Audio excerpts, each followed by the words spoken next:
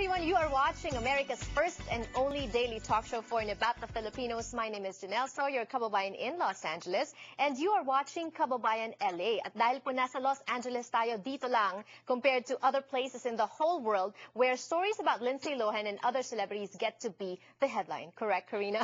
Hello and welcome to Kababayan LA. We are still on verdict watch for Dr. Conrad Murray, but at the same time, a lot of speculations, a lot of issues about Lindsay Lohan. Some people think it's nonsense, Karina, but I know that when you look at it closely, we, ordinary people, can actually learn from these cases, correct? Yes. I mean, probation violations are serious. And, you know, she committed 2 misdemeanors, 1 DUI and then 1 theft. She's been getting a lot of breaks, but you balance that with the taxpayers' money. Every time she goes into LAX to Beverly Hills Superior Court, they have to clear out, and this is an inside, they have to clear out all other deputies in all other courtrooms because you need to place them at least 9 or 10 deputies to escort her inside. So we're paying for all this drama. Of course we are. We're the taxpayers making sure these criminal courts run every day. This is infuriating now because of all her antics. But basically, the root is she violated her probation. And we're understanding now that it's very serious. How serious is it? Okay, the judge can sentence her to the maximum charges of each, which would be 1 year county jail, okay? But because of the overcrowding, and this is common knowledge now, it's become common knowledge, and especially the passage of a new law in California, where they're going to release all these non-serious violent offenders from state prison to their respective county, which means we're going to take the bulk of that, LA County, right? And so still more money. No, we're not getting additional money. Okay. The county is taking all these prisoners, state prisoners, and then they get to choose which one are the more serious felons, and they're the ones that they're going to stay in county jail. Oh, wow. Now, the non-serious ones gets released.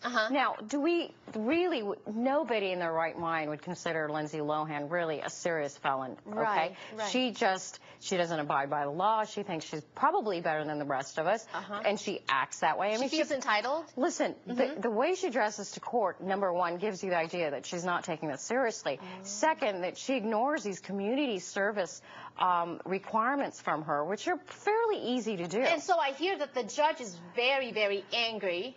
I think she's trying to do the best she can under the circumstances, because if she's due to go in for 30 days county jail November 9th, okay?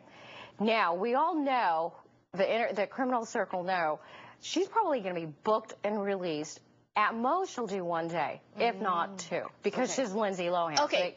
Very quickly, because we still need to talk about Conrad Murray, but how does this relate to us? What can we learn from this? Does this happen to ordinary people? Yes, it does, all the time. But, you know, and some judges are people just like all of us. Some of them are really, you know, very forgiving and see that, you know, you're having work, you're having children, you're having all these other requirements in life that require us. And it's hard to get more...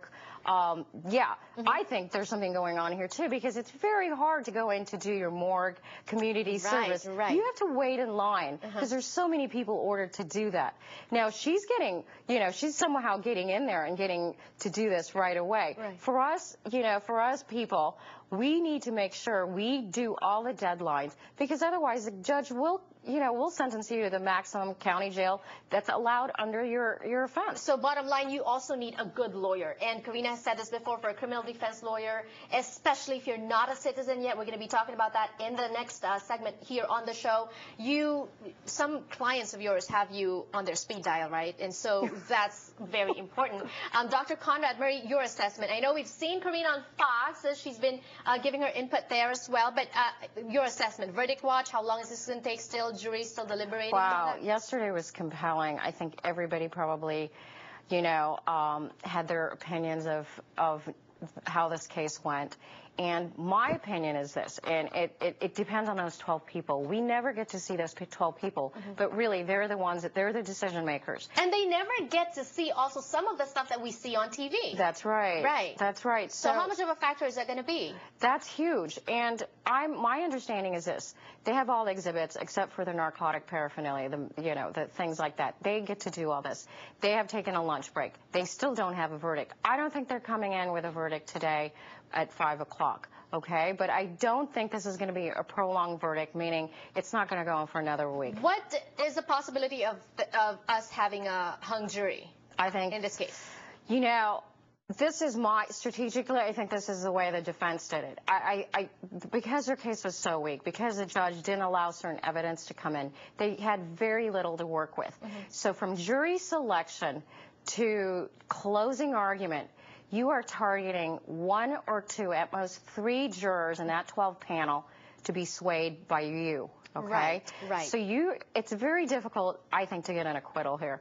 But I don't think it's that difficult to get 1 or 2 who are pretty strong personalities and are not going to be swayed by those others to change their mind to say, look, you know, we all know Michael Jackson had drug addiction issues. We all know he had a lot of money, had a lot of power by the people he hired. If he wanted to do something, he was going to get it at all costs.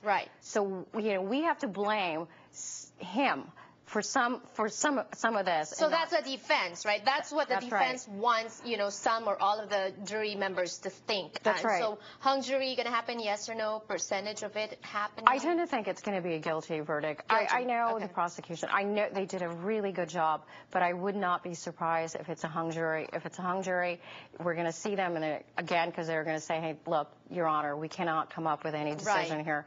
But I think Judge Pastor, because this is costing us so much money, and if it's a hung jury, I really will question why the DA is filing this again, because, you know, we all know he's not going to spend a day in state prison. Exactly. Okay. Well, thank you so much. That explains it better now when we watch these things we know, because Attorney Karina Castaneda already broke it down for us today. Boy, Thank you so look much. Beautiful, by the way. And so do you. Very pretty in pink. More power. Have a great weekend. Thank you. We'll be back with immigration news and updates for you. Don't go away.